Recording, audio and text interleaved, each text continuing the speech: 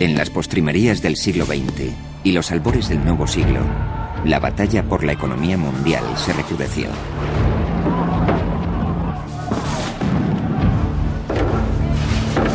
Algunos recelaron de la globalización y pusieron en duda sus bondades. Otros la acogieron calurosamente. Millions of people today are better off than they would have been without those trends and developments, without globalization. And very few people have been harmed by them. Cuando los terribles sucesos del 11 de septiembre estuvieron a punto de sumir al mundo en una recesión, se suscitaron nuevas incertidumbres sobre los peligros del nuevo orden económico internacional. ¿Cómo puede nuestro globalizado mundo hacer frente a una depresión mundial y superar futuras crisis? ¿Y es el terrorismo globalizado la otra cara de la globalización prometida? Can't get away from the fact that globalization makes us interdependent. So it's not an option to shed it. So is it going to be on balance positive or negative? Esta es la historia del nacimiento de la nueva economía mundial. Una batalla librada a lo largo de un siglo para determinar quién debe hacerse cargo de los puestos de mando, los gobiernos o los mercados. La historia de un combate intelectual en torno a qué sistema económico sería verdaderamente beneficioso para la humanidad. La historia de una épica lucha por la implantación de estas ideas en todas las naciones del mundo. A finales del siglo XX se produjo una revolución capitalista.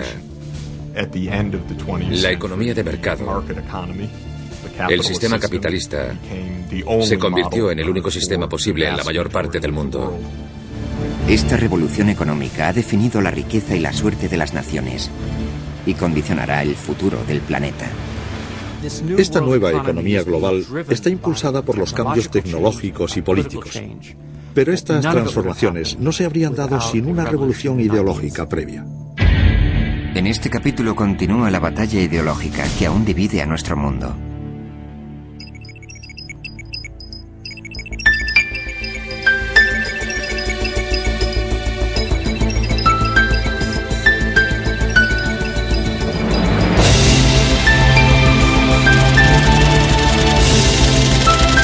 La batalla por la economía mundial. La batalla ideológica. Segunda parte.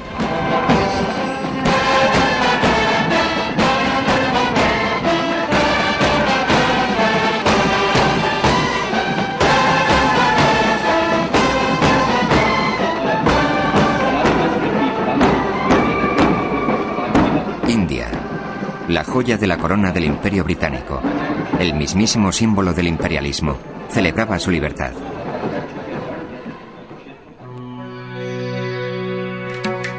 Mahatma Gandhi era el padre de la independencia.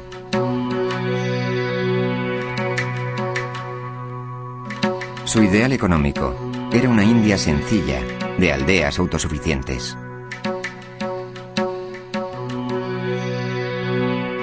Pandit Nehru, el primer ministro, deseaba industrializar la India y compaginar la democracia parlamentaria al estilo británico con la planificación estatal al modo soviético. En la década de los 50, la India fue la meca de los economistas. Nombre a cualquier economista del mundo y seguro que fue asesor del gobierno hindú. Y sus consejos eran: deben adoptar un modelo de desarrollo industrial dirigido por el Estado. El sector público debía ocupar lo que se había dado en llamar los puestos de mando de la economía. Por ese motivo, el acero, el carbón, la maquinaria, los bienes de capital, todos los aspectos de la industria pesada pertenecían al sector público y no a la iniciativa privada. Nehru depositó sus esperanzas en la tecnología. Nehru era un pensador racionalista y quiso aplicar la ciencia y la tecnología a la resolución de la terrible pobreza generalizada reinante en la época de la independencia. Bajo el gobierno de Nehru, el dirigismo estatal obtuvo el rango de ciencia. Nehru siempre estaba reclutando intelectuales de la India para su causa de la planificación estatal. Y el genial estadístico Mahalanobis era el director del Instituto Hindú de Estadística. Nehru solicitó a Mahalanobis que urdiese un plan económico. El brillante Mahalanobis consiguió reducir todo el conjunto de la economía hindú a una sola fórmula matemática. Let YT equal national income, CT equal consumption, and KT equal investment at time. Into open bracket 1 plus lambda k beta k close bracket minus 1 are fractions of investment allocated to industries producing capital goods, that is K sector, and consumer goods, that is C sector respectively. We shall write beta k. La gente creyó que esta expresión matemática sería aplicable en un mundo no tan perfecto.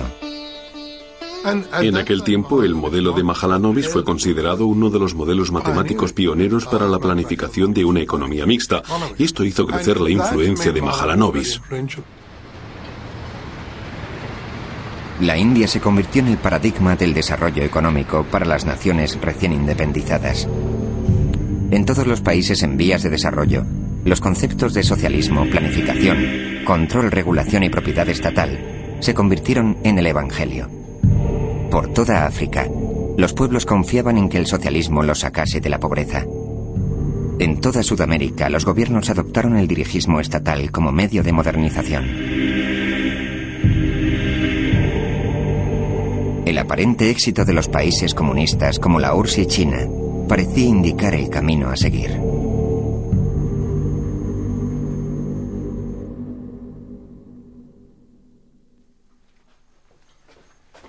Hacia 1950, la economía de mercado de Hayek estaba tan desprestigiada que cuando buscó trabajo en la enseñanza estadounidense, solamente una universidad se mostró dispuesta a contratarlo.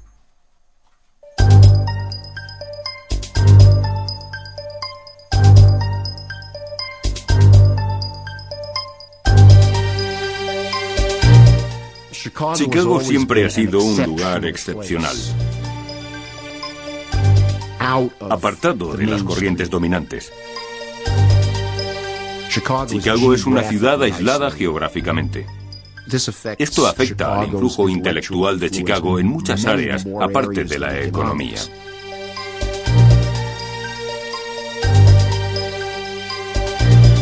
La influencia intelectual de la Universidad de Chicago llegaría a crecer. 8 de sus profesores y 11 economistas de Chicago han obtenido el premio Nobel. Los modos de la gente no eran muy correctos. Estaban interesados en las ideas y en la discusión y no reparaban en si alguien se enojaba. Los almuerzos del Club Quadrangle cobraron fama por la intensidad de las discusiones intelectuales. Y un hombre en concreto llegó a destacarse en aquellos debates. Milton Friedman se convirtió en el mayor exponente de la corriente económica que se dio en llamar Escuela de Chicago.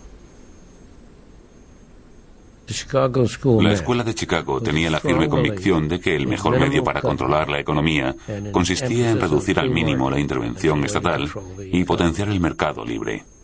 En mi juventud, en muchos sentidos, Milton Friedman era la encarnación del diablo en nuestro ambiente keynesiano, puesto que, con todo su énfasis en el individualismo, la libertad y los mercados, parecían no preocuparle la justicia.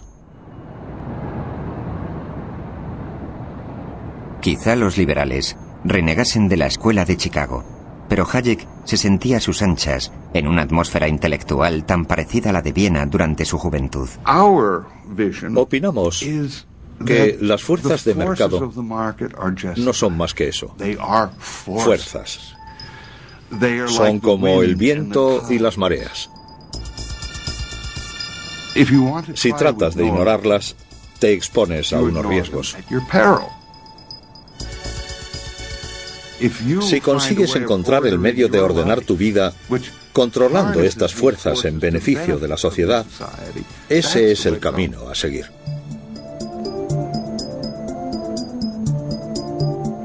Pero Keynes aún reinaba en Washington. 19 años después de su muerte, su rostro aparecía en la portada de la revista Time. La influencia de Keynes en la economía de mediados de siglo es tremenda. Los economistas advertían a los políticos: la única razón de los malos resultados económicos es que el gobierno no hace todo lo que debe. Suena casi a planificación central, ¿no? Los seguidores de Keynes en Washington no consideraban a la economía una fuerza de la naturaleza, sino una sofisticada máquina que precisaba el ajuste de tecnócratas como ellos mismos. Este consenso keynesianista alcanzó su apoteosis cuando Yale concedió un título honoris causa al presidente que acumuló un mayor número de licenciaturas de las más prestigiosas universidades norteamericanas, John Fitzgerald Kennedy. It might be said now that I have the best of both worlds, a Harvard education and a Yale degree. Para Kennedy, Keynes se había impuesto en la controversia. La batalla ideológica había finalizado.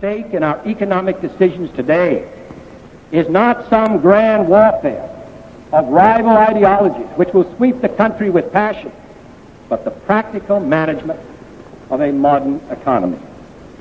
What we need is not labels and cliches, but more basic discussion of the sophisticated and technical questions involved in keeping a great economic machinery moving ahead. El Consejo de Asesores Económicos de Kennedy había redactado su discurso en términos keynesianos. Pensamos que fue una gran idea que Kennedy decidiese pronunciar aquella alocución en Yale y que hablase de política económica. Aquel discurso nos daba a entender que nos habíamos metido a Kennedy en el bolsillo, que nos habíamos ganado el corazón y la mente del presidente.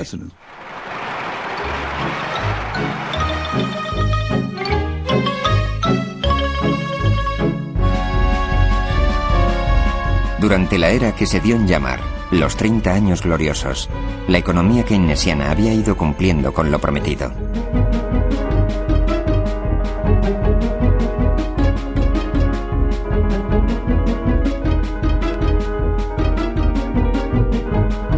Europa, Japón y Estados Unidos asimismo experimentaron un gran crecimiento de sus economías y sus niveles de vida.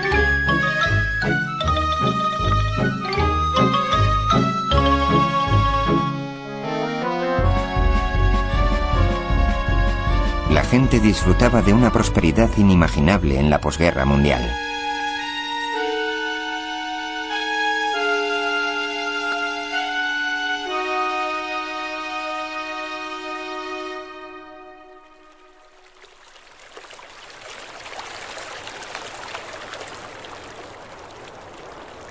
Cuando Hayek regresó a su Austria natal, lo hizo deprimido.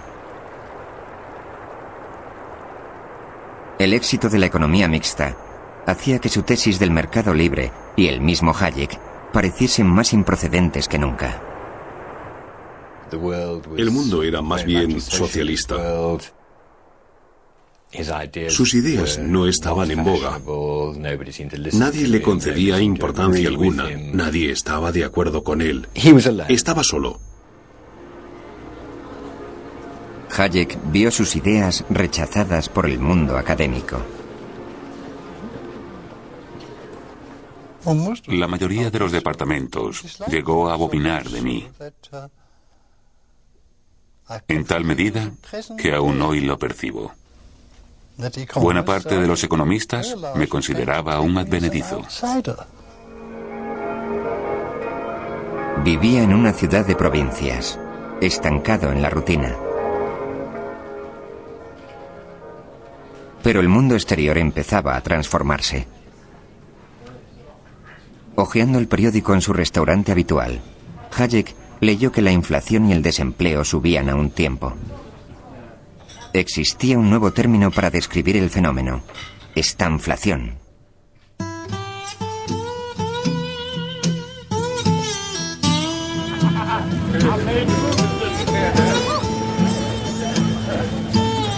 Tras los 30 años gloriosos de crecimiento, la economía estadounidense experimentaba problemas. En resumen, la economía, de algún modo, no conducía a nada. y padecía una inflación de la que no tenía visos de sanar. Se podría decir que es el malestar de la economía. La estanflación significó el fin de la inocencia keynesiana. Se producían dos fenómenos cuya simultaneidad los keynesianos consideraban imposible. Se daba por un lado un estancamiento de la economía con una alta tasa de paro y por otro una inflación con un veloz aumento de los precios. El presidente Nixon hizo realidad los sueños de los economistas de la Escuela de Chicago. Milton Friedman fue nombrado asesor especial y a George Shultz se le encomendó el presupuesto de la nación. Going back to your comment about the wholesale price index a moment ago, one of the big areas where prices were going up at wholesale very rapidly was lumber and other materials associated with home building. Pero el presidente no prestaba atención. Trató de salir del atolladero incrementando el gasto público. Para más, Henry añadió: ahora soy keynesiano. Esta declaración horrorizó a sus seguidores conservadores. Se sabe que un congresista le escribió diciéndole: «Señor presidente, tendré que quemar todos mis antiguos discursos». Nixon le respondió: «Yo también». Nixon consideraba que aún no había hecho cuanto estaba en su mano, de modo que se llevó a sus asesores económicos más destacados a Camp David para pasar un fin de semana de trabajo. El presentador de concursos Ben Stein se dedicaba por entonces a redactar discursos para la Casa Blanca y su padre asistió a aquella reunión. Aquí aparece mi padre entrando en la cabaña del presidente para reunirse con el señor Nixon. Y ahí está George Shultz, justo detrás de él. No puedo asegurarlo, pero me jugaría algo a que en estas reuniones siempre se están quejando de que algo va mal. Posiblemente hablan sobre los precios y la estanflación, no estoy seguro. Dick Cheney era un joven asesor por aquel entonces. Siempre recordaré el debate que sostuvimos durante la administración de Nixon. La opinión pública estaba convencida de que los precios de los alimentos iban a subir, así que la controversia política consistía en si se podían o no congelar esos precios. El republicano Nixon, supuestamente conservador, optó por controlar los salarios y los precios. Nixon hizo muy bien en intervenir. Retrospectivamente ahora sabemos que lo mejor hubiera sido no hacer nada, pero él era partidario de hacer algo. Yo estaba presente y me opuse al control de los salarios y los precios, puesto que con una visión analítica estaba claro que aquello nos causaría problemas.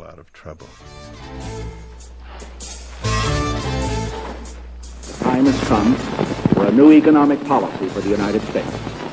Its targets are unemployment, inflation. En un momento dado, el presidente Nixon alzó la voz y citó a Nikita Khrushchev. Declaró: «Khrushchev me dijo una vez que en ocasiones para ser estadista hay que ser político durante un tiempo». Su problema era que estaba dispuesto a sacrificar sus principios alegremente para obtener ventajas políticas.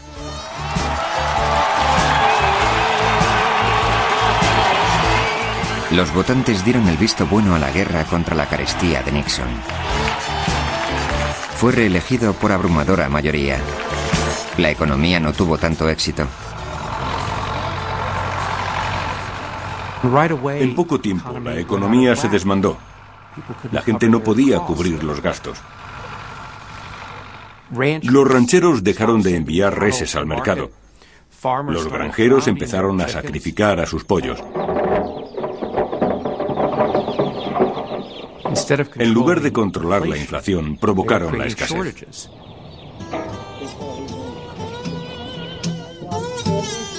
Y la carestía sencillamente continuó aumentando.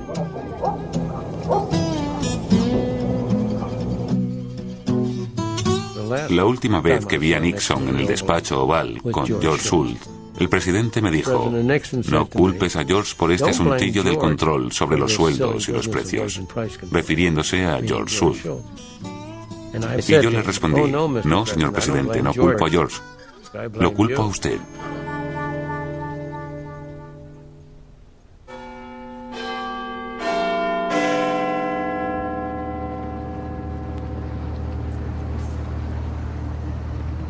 La economía mixta del Reino Unido, tan imitada en todo el mundo, se enfrentaba a un problema similar. También lidiaba con la mortal combinación de desempleo e inflación. Teóricamente, el primer ministro conservador Ted Heath y su gabinete tenían fe en los mercados. En la práctica, al igual que Nixon, dieron un giro de 180 grados y utilizaron el control de los sueldos y los precios para atajar la estanflación. Yo era subsecretario durante el gobierno de Ted Heath y recuerdo haber asistido a reuniones con 3 o 4 ministros en las que establecíamos los precios para la semana siguiente, el coste de los servicios de los fontaneros por reparar los grifos, las tarifas de los taxistas, el precio de las peluquerías. Era algo realmente increíble. Todo esto acabó bastante mal, en colapso absoluto. Una huelga de mineros y la crisis del petróleo sumieron al país en la oscuridad. Los electores responsabilizaron a Heath y expulsaron a los conservadores del gobierno. Well, we're virtually out of business while the power's off. We've got no sets that we can operate at all. Uno de los ministros del gobierno desbancado, Keith Joseph, quizá fuese un intelectual idealista, pero su búsqueda de soluciones innovadoras iba a transformar el pensamiento económico y social, no solo del Reino Unido, sino de todo el mundo. Keith llevaba un cilicio. Se golpeaba el pecho y decía, nosotros somos los culpables, nos equivocamos, y se golpeaba el pecho. Lo llamábamos el monje loco. But all the time I was in favor of shortcuts to utopia. I was in favor of the government doing things because I was so impatient for good things to be done. Y cuando apareció en televisión, tenía una vena en la cabeza que palpitaba insistentemente. Y la gente se dijo, la verdad es que este hombre es un personaje curioso. No obstante, empezó a replantearse la política conservadora. Su búsqueda trajo a Keith Joseph hasta este lugar, donde, alentados por Hayek, un grupo de almas gemelas había instituido un comité asesor intitulado Instituto de Asuntos Económicos. El instituto fue fundado en 1957. Se podría considerar como el resultado directo de la conferencia de Mont Pelerin, la obra Camino de Servidumbre y las tesis de Hayek sobre la libertad y la competencia. Con el celo del converso, Joseph comenzó su prédica sobre las bienaventuranzas de la libertad de mercado. Por medio de una serie de panfletos pasó a la ofensiva intelectual, atacando la economía mixta y defendiendo la doctrina capitalista.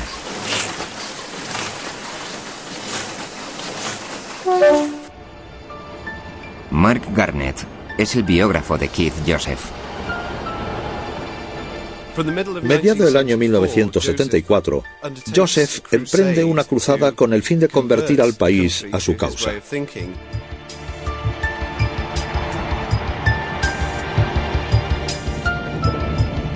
Quiere llevar la batalla al mismísimo corazón del campo enemigo.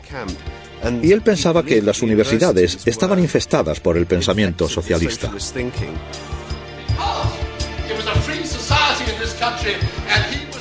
Cogió al toro por los cuernos, defendiendo una tesis desconocida hasta entonces para muchos.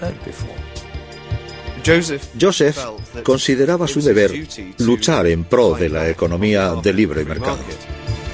La doctrina de Joseph para reactivar la economía británica consistía en la asunción de mayores riesgos, lo que se traducía en más bancarrotas, más millonarios y menos igualdad. Su auditorio se quedaba atónito. Jamás habían visto a nadie desafiando el consenso. Mild inflation seemed the painless way of maintaining full employment, encouraging growth and expanding the social services. So the result is that we're now more socialist in many ways than any other developed country outside the communist bloc. Solía salir a escondidas por la puerta trasera. Le dolía auténticamente que los estudiantes reaccionasen a sus agudos argumentos lanzándole bolsas de harina. Se sentía casi honrado por salir de aquellas conferencias con yemas de huevo chorreando por su traje. El adepto más importante de Keith Joseph era una prometedora política conservadora llamada Margaret Thatcher.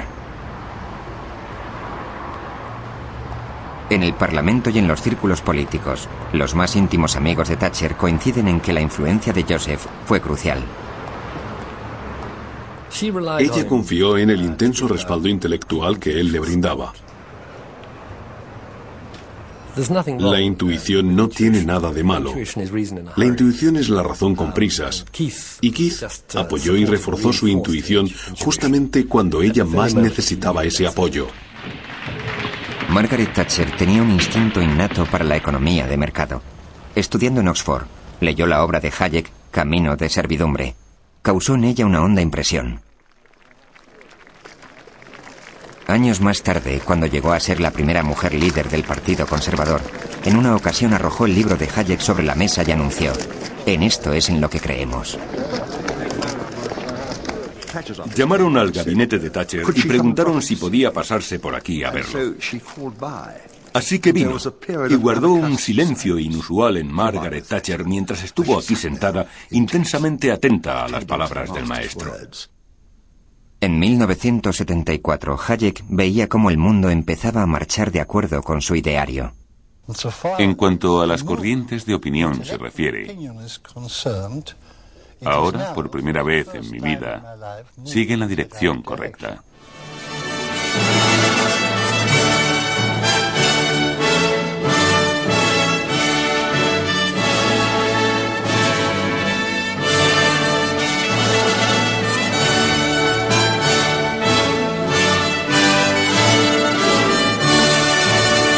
El año 1974 significó un punto de inflexión en la batalla ideológica. La concesión del premio Nobel a Hayek constituyó una sorpresa. Sin embargo, la balanza empezaba a inclinarse en favor de Hayek en detrimento de Keynes. Me gustaría señalar que cuando era joven, solo los ancianos creían aún en la economía de mercado. En mi madurez, yo era casi el único que creía en ella. Y ahora tengo el placer de haber vivido lo suficiente como para ver que los jóvenes vuelven a creer en ella. Y esta es una transformación muy importante.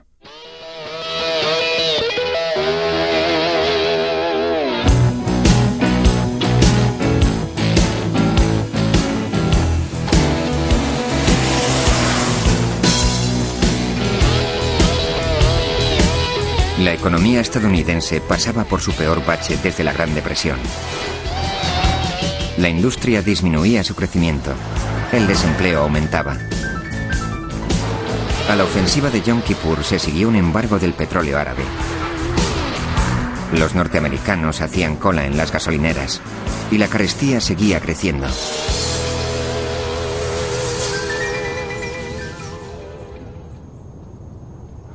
La escuela de Chicago siempre había sostenido que las rígidas regulaciones estatales no hacían sino elevar los precios y exacerbar la inflación.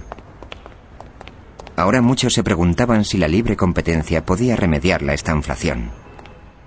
¿Qué efecto tiene regular las aerolíneas? ¿Qué efecto tiene regular el transporte por carretera? ¿Qué efecto tiene regular las líneas ferroviarias? Frecuentemente la carestía. En lugar de permitir la competencia, la suprime.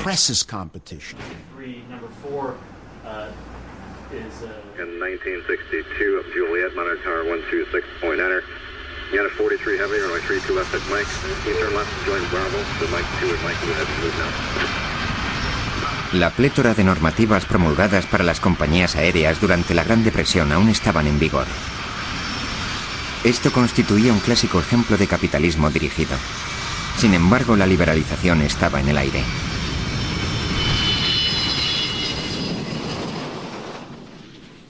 El senador demócrata Ted Kennedy encomendó a Stephen Breyer, hoy miembro del Tribunal Supremo y entonces profesor de Harvard, una investigación sobre las regulaciones de las aerolíneas. Descubrimos que aún continuaban las mismas empresas que en 1938, es decir, las grandes compañías y ni una sola nueva. Los responsables de la aviación civil comparecieron para testificar en las sesiones de investigación. Resulta que invertían el 5% de su tiempo en refrenar los precios demasiado elevados y el 95% en detener los precios demasiado bajos, pero siempre trataban de mantener los precios altos, no bajos. Naturalmente, las compañías aéreas consolidadas estaban muy contentas con tal componenda. Y les preguntábamos, ¿cuándo fue la última vez que dieron la concesión de una nueva ruta? La regulación suponía que las grandes compañías como Pan Am nunca debían competir con las recién llegadas.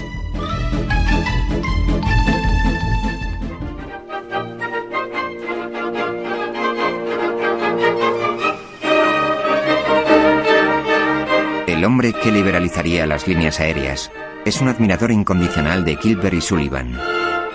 Por inverosímil que parezca, el poeta con barba es Fred Kahn, un profesor de la Universidad de Cornell. Kahn deseaba una normativa más suave y permisiva, en la que el mercado fuese libre para perseguir la obtención de beneficios, sin tener que soportar el peso muerto de un Estado abotargado.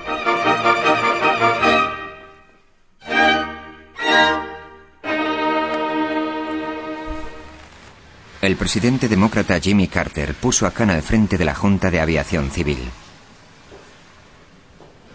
Kahn había pasado varios años estudiando el dirigismo estatal. Ahora tenía la oportunidad de hacer algo al respecto.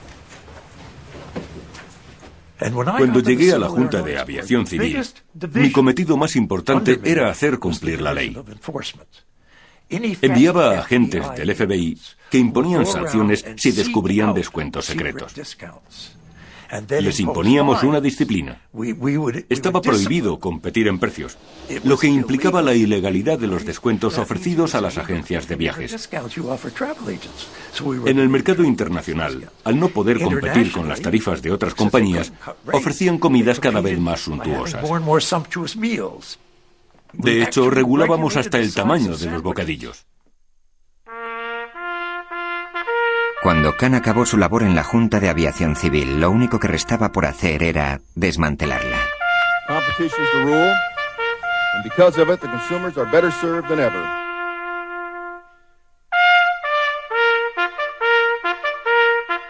La liberalización de las compañías aéreas originó penosas turbulencias a medida que aparecían y desaparecían nuevas aerolíneas.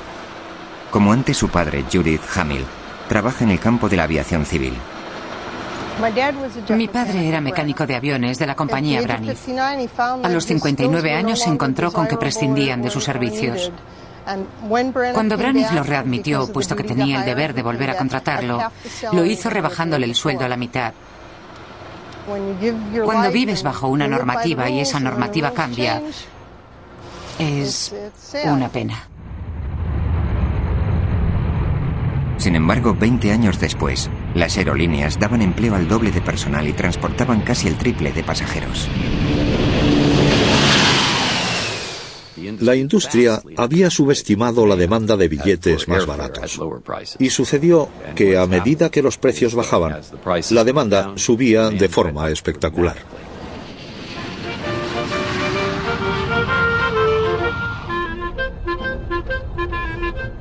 Una vez que fueron libres para competir, empezaron a lanzar pasajes superahorro y pasajes supervértice, pasajes patata, pasajes cacahuete. Una explosión de descuentos y competencia. Fue algo tremendo.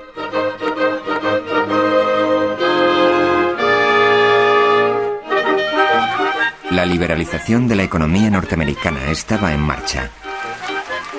Y ahora esta doctrina estaba a punto de entrar en los mismísimos dominios de Gilbert y Sullivan.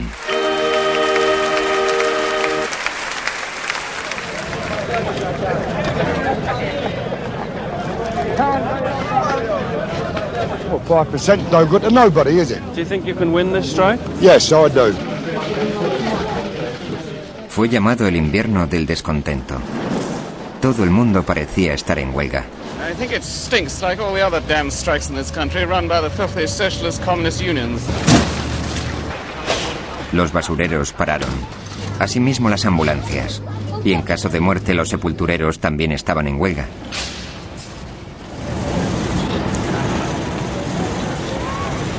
Con la economía en un estado de irreversible caída, los electores votaron a un nuevo gobierno conservador dirigido por Margaret Thatcher.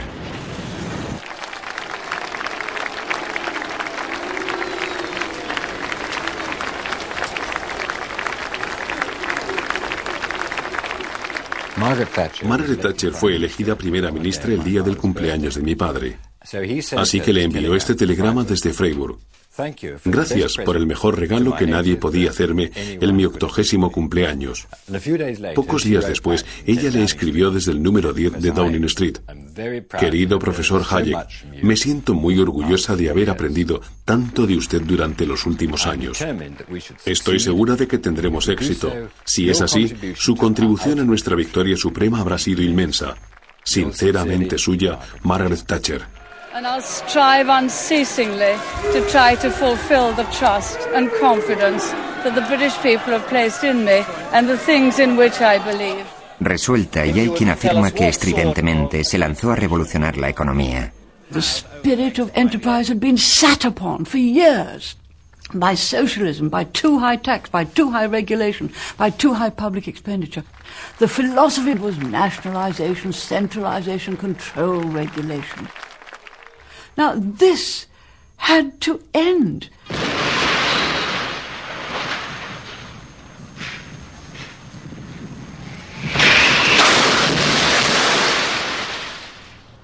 Thatcher contuvo el gasto público y cerró el grifo de los subsidios a las empresas.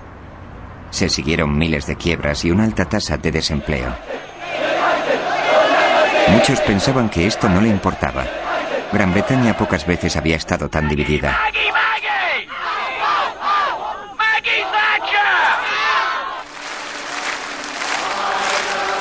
Thatcher no prestaba oídos a los economistas keynesianos que la instaban a contribuir con dinero público para paliar la situación.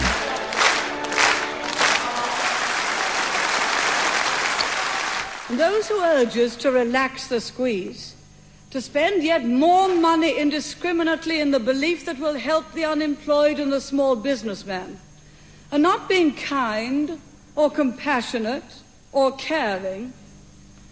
I have only one thing to say. You turn if you want to. The lady's not for turning. En el Reino Unido la estrategia estaba trazada. En los Estados Unidos la batalla ya había comenzado.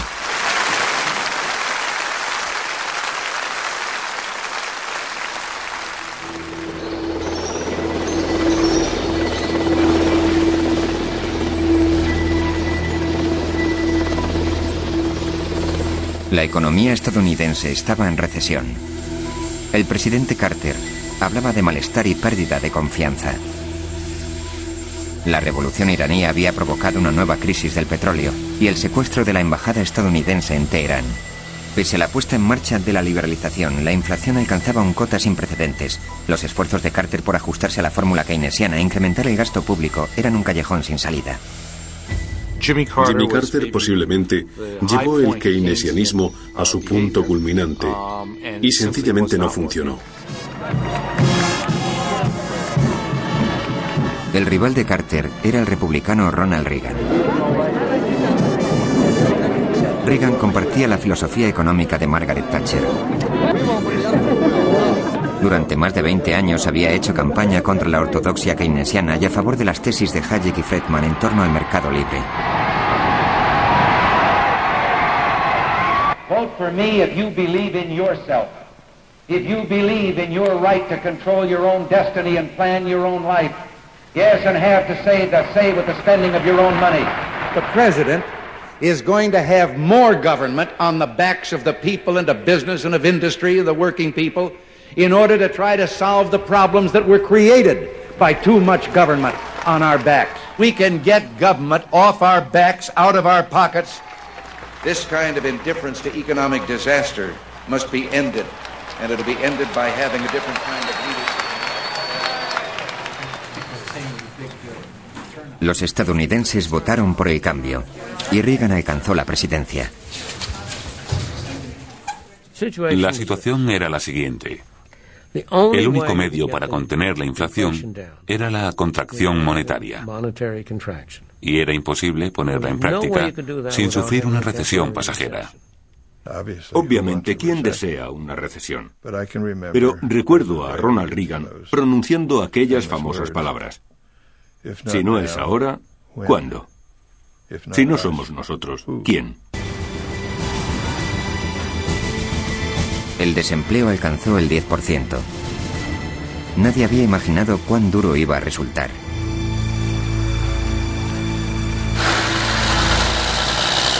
Por toda la nación, la gente corriente lo pasaba mal.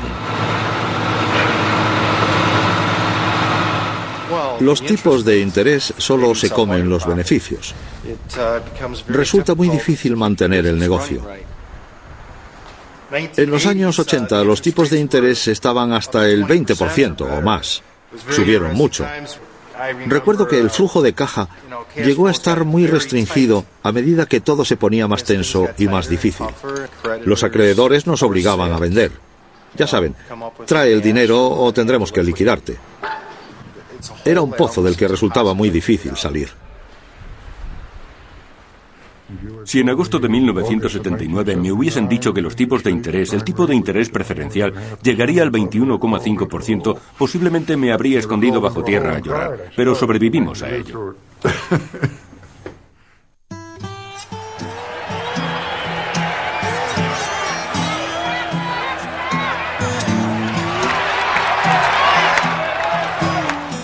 Había costado 3 años. 3 años de creciente enojo de la ciudadanía. 3 años de auténtica penuria para millones de norteamericanos. Pero en 1982 se había dado muerte al dragón de la inflación.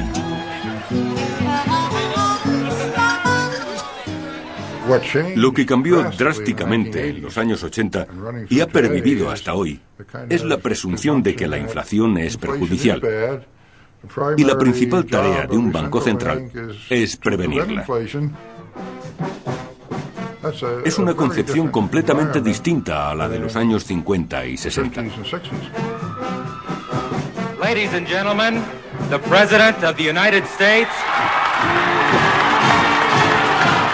Reagan y Walker habían corregido el rumbo de la nueva economía estadounidense. From our very first day, we've been working to undo the economic wreckage they left behind. Su política recibió el nombre de Reaganomics y se componía de 4 ingredientes básicos. El primero era una moneda fuerte. El segundo, la liberalización. El tercero, la moderación impositiva. El cuarto, recorte del gasto público. Ahora parece bastante convencional, pero cuando Reagan salió elegido, sus émulos lo vilipendiaron calificándolo de extremista radical. They just can't accept that their discredited policies of tax and tax, spend and spend are at the root of our current problems. La rebaja de los impuestos de Reagan, la mayor de la historia, llevó al país a un enorme déficit. Sin embargo, la economía empezó a crecer sin cesar. No me cabe duda alguna de que aquellas medidas de Reagan, la reducción de los impuestos y el hincapié que hizo en la liberalización, dieron rienda suelta a las fuerzas constructivas básicas que conforman el mercado libre. Y desde el año 83 en adelante el crecimiento ha sido continuo.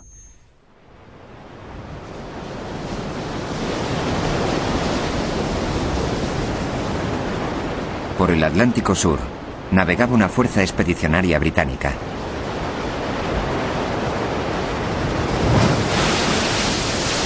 Argentina había reconquistado las Islas Malvinas a Gran Bretaña. Margaret Thatcher se arriesgó a provocar una guerra tratando de recuperar el archipiélago.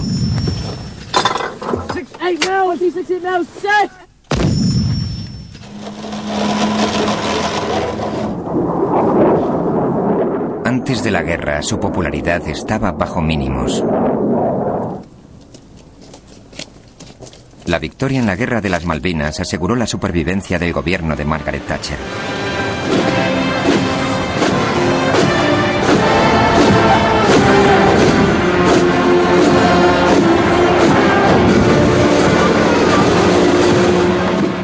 Las Malvinas la salvaron. Las Malvinas le concedieron una prórroga para llevar a cabo las medidas políticas que había acometido, que por entonces aún no arrojaban resultados. En efecto, se lo jugó todo en las Malvinas y triunfó rotundamente. Eso no solo la reafirmó dentro del Partido Conservador, sino también en todo el país y en gran medida aumentó su reputación internacionalmente. La Guerra de las Malvinas le dio el impulso político para librar la batalla final por el alma de la economía británica. El impacto se haría sentir por todo el mundo.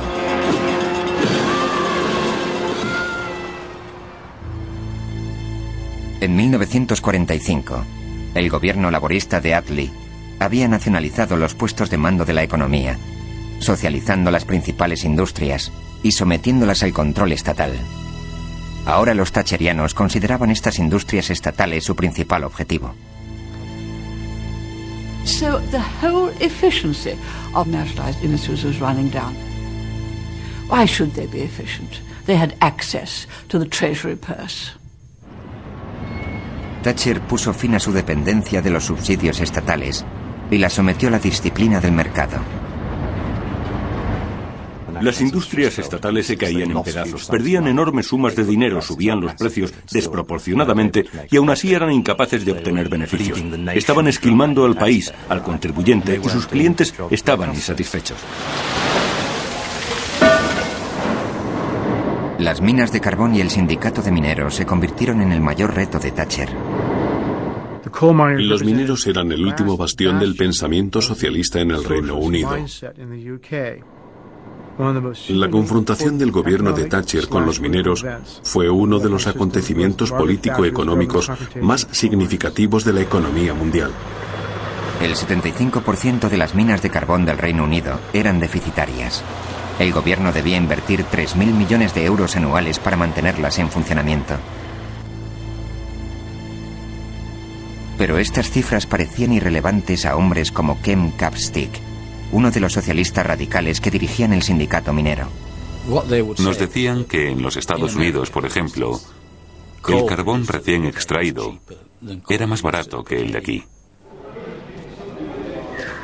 Los dirigentes sindicales daban los subsidios estatales por bien empleados y servían para que 180.000 mineros pudieran trabajar y alimentar a sus familias. Los mineros decían, y recuerdo oírselo decir, mientras tenga estas manos, siempre tendré trabajo. Fue una batalla histórica. Ambos bandos sabían que los mineros habían derrocado al gobierno conservador de Ted Heath 10 años antes. El fogoso marxista que lideraba el Sindicato Nacional de Mineros decía: no debería cerrarse ninguna mina hasta que se agote el carbón.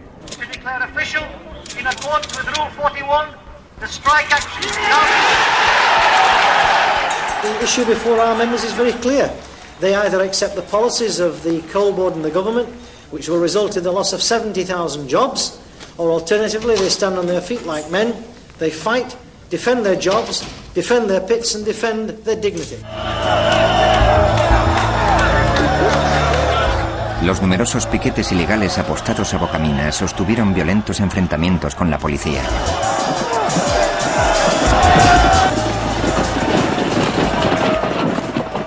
Los mineros y sus familias tenían una escala de valores seguramente incomprensible para Thatcher. Los valores socialistas y cristianos que, en muchos sentidos, van de la mano. Los mineros resistieron durante más de un año, hasta que las escisiones internas y el deseo de muchos de regresar al Tajo acabaron con la protesta. And then, suddenly, it collapsed, the strike, and the most powerful union, with the most militant leader, had failed. Quizá el mayor damnificado político fuese el Partido Laborista, que siempre se había opuesto a la política mercantilista de Thatcher. Llegué a la política procedente de una región donde vive una arraigada comunidad minera. El problema de la izquierda en tiempos pasados era que identificaba interés público con propiedad pública y regulación pública. Asumía, por consiguiente, que los mercados no eran de interés público. Hemos tenido que explicarnos a nosotros mismos y al país, y creo que ahora ya es posible explicárselo también al resto del mundo, que los mercados son de interés público.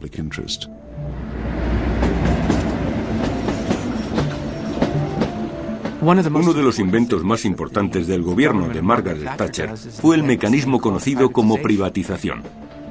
Esto es, tomar estas compañías estatales, estas industrias nacionales, y vender acciones.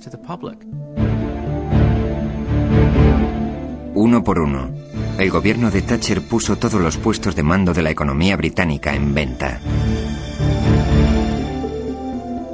La electricidad, el teléfono, el petróleo, el gas, el carbón, el acero, el ferrocarril, las líneas aéreas, incluso el agua. En poco tiempo, 2/3 de la industria estatal habían pasado a manos del sector privado. La batalla por dilucidar quién debía controlar los puestos de mando de la economía británica, el gobierno o el mercado, había terminado. Lo que hizo Margaret Thatcher en Gran Bretaña y los principios que introdujo se imitaron en todo el mundo. En Asia, América Latina, incluso en África y en cierta medida en Oriente Medio. La contemporaneidad de los gobiernos de Reagan y Thatcher fue enormemente importante para que la opinión pública mundial aceptase un nuevo enfoque de la política económica y monetaria. Si se contempla la totalidad del siglo XX en perspectiva, se observa un gran ciclo. A principios de siglo, lo ortodoxo era menos Estado. En los años centrales de la centuria, obviamente, la ortodoxia era más Estado. Y ahora, en las últimas décadas del siglo XX y en la entrada del nuevo milenio, hemos regresado prácticamente a donde estábamos a principios de siglo. Y hay que reconocer la labor de gente como Hayek y Friedman, y últimamente Reagan y Thatcher, en esta evolución. I remember the foreign minister and finance minister from another country saying to me, "You're the first prime minister who's ever tried to roll back the frontiers of socialism. We want to know what's going to happen, because if you succeed, others will follow." En el plazo de una década, los gobiernos de todo el mundo se retirarían de los puestos de mando de sus respectivas economías. En la batalla ideológica, el péndulo había oscilado del Estado al mercado, de Keynes a Hayek. Solo el tiempo dirá lo que los pueblos exigirán de sus gobiernos en caso de una nueva recesión, depresión o guerra.